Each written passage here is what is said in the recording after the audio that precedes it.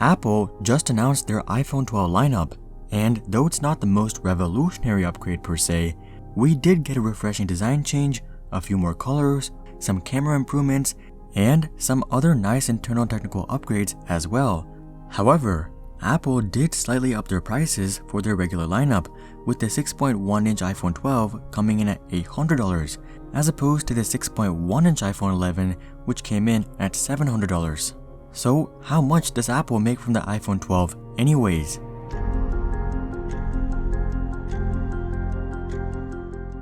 Before we get started here, I wanted to make it clear that I'm not criticizing Apple for making money or anything like that. They are a business, and a very successful one at that. I simply find it interesting to try to puzzle together their finances to figure out where our money actually goes. With that being said, let's dive into their financial reports. Conveniently for us, Apple separates its income by sales category, which shows us that about 44% of their entire revenue comes from just the iPhone. Aside from this, 77.9% of their total revenue comes from physical products. So the vast majority of their income is indeed from physical products. Of course, the wearables category, including products such as the Apple Watch, will likely have smaller net margins than the iPhone, as they are generally a good amount cheaper. This same thing more or less applies to the iPad's net margins too, as they are generally cheaper than the iPhone as well. However, their net margins for their services as well as the Mac are likely higher than the iPhone. So, since the iPhone is in the middle of their product lineup in terms of profit, and since iPhone accounts for a significant amount of their total sales, Apple's overall margins should be roughly reflective of the numbers for the iPhone. Last quarter, Apple pulled in a total of $46.529 billion from their products, out of which $32.693 billion was the cost of sales. This includes all the materials used in the production of the iPhone, all the labor that goes into manufacturing, equipment costs involved in production, utilities used in the production facility, and of course, the shipping costs. So essentially, this includes the cost of all the raw materials involved in producing the iPhone, as well as all the logistical expenses involved in actually putting it together and getting it to their stores or your house.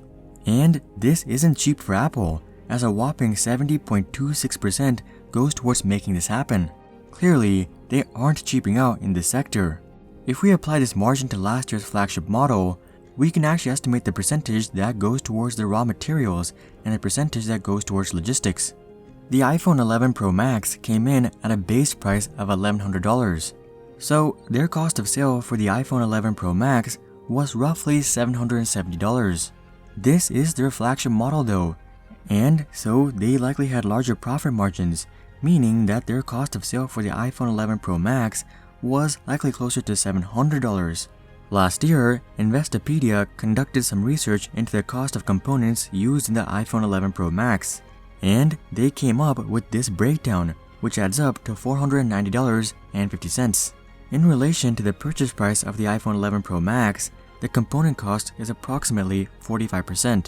But considering the iPhone 11 Pro Max's larger profit margins, this likely comes out to about 50% for the average iPhone, meaning that about 20% goes towards labor and all the other logistical expenses we previously discussed. Moving on, we have the cost of research and development. Apple doesn't disclose how much of their research and development expenses goes towards their services and how much goes to their physical products. If we assume that it is proportional to their revenues from products and services respectively, approximately $3.709 billion of their $4.758 billion research and development expense goes towards their products. This indicates that 7.97%, or about 8% of the iPhone's revenue, goes towards actually developing the iPhone. And finally, we have one more business cost, which is the cost of selling and administrative expenses. This includes the cost of running all the Apple stores, paying all the employees working at Apple stores, marketing, and basically everything else involved with actually selling their products. Again, assuming that a proportional amount of this cost is spread among services and products, about $3.766 billion of their $4.831 billion selling and administrative cost goes towards their products. This again comes out to right about 8% of their total product revenue. So that covers all of Apple's expenses when it comes to making and selling their products. But they do have one more cost like all of us, which is taxes. their tax bill as a proportion of the total revenue comes out to 3.15%. But we can't just proportionally spread this bill amongst their services and their products, because income tax is a proportion of income, not a proportion of revenue. And as we all know, services account for a disproportionate amount of their income. So if we base their tax bill on their relative gross profit margins, we'll see that about 61% of Apple's gross profit is from products, and the rest is from services. Considering this, about $1.149 billion of their $1.884 billion tax bill is for their product-related profit, meaning that about 2.5% of their product revenue goes towards taxes. At this point, generally we would have one more cost to account for, which would be the profit for carriers and retailers selling the iPhone. However, in the smartphone market, this is basically non-existent. Retailers and carriers selling smartphones get their profit from the services they sell and/or the products in their stores. So, whenever you see a discount from Verizon or AT&T, it's not because they were able to get the phones for cheaper from Apple. Rather, they're just hoping that you stay with them long enough for them to make back the money.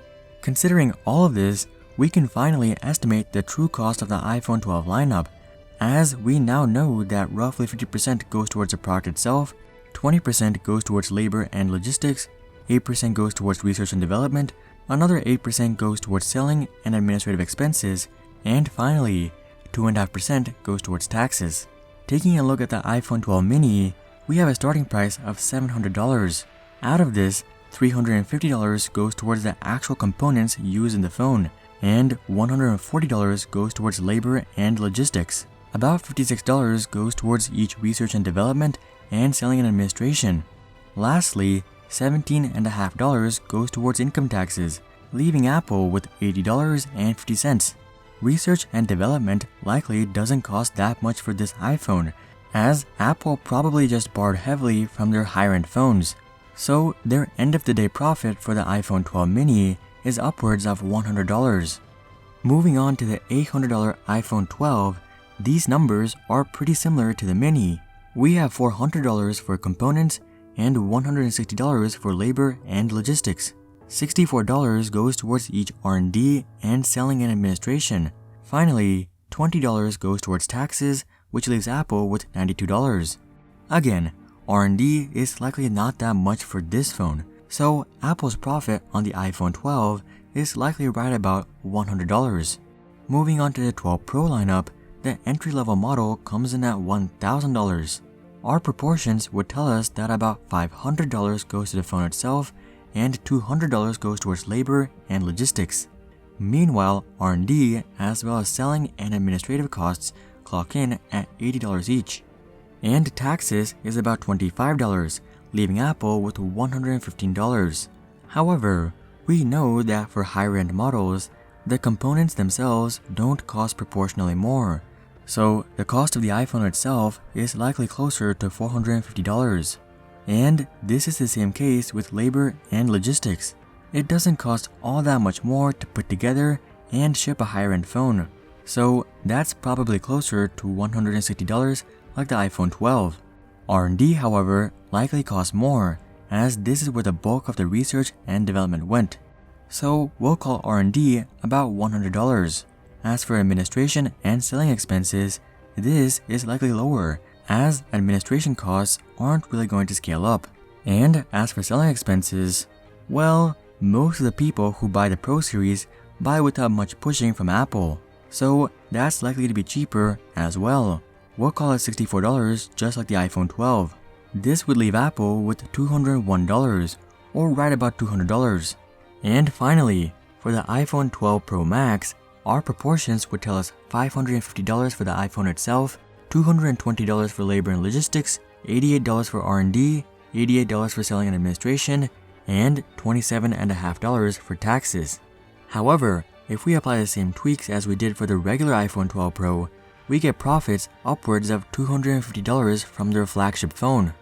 And of course, if you look at the models with upgraded storage options, the extra cost is basically all profit. So at the end of the day, if you buy an iPhone 12, it costs Apple $600 to $700 in total, and they profit about $100. If you spring for the Pro series, it cost Apple about $800 to $850, and Apple profits $200 to $250 per phone. And if you add any storage, just add another $90 for each level up. Honestly, I thought their profits would actually be a lot higher given their premium pricing schemes. Don't get me wrong here, they're still profiting a very solid amount, especially for the tech sector.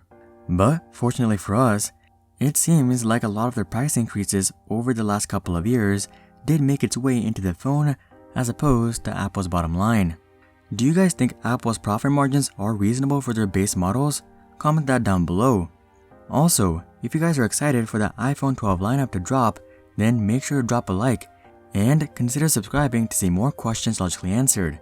But until then, I'm Hari, and I'll see you guys on the next one.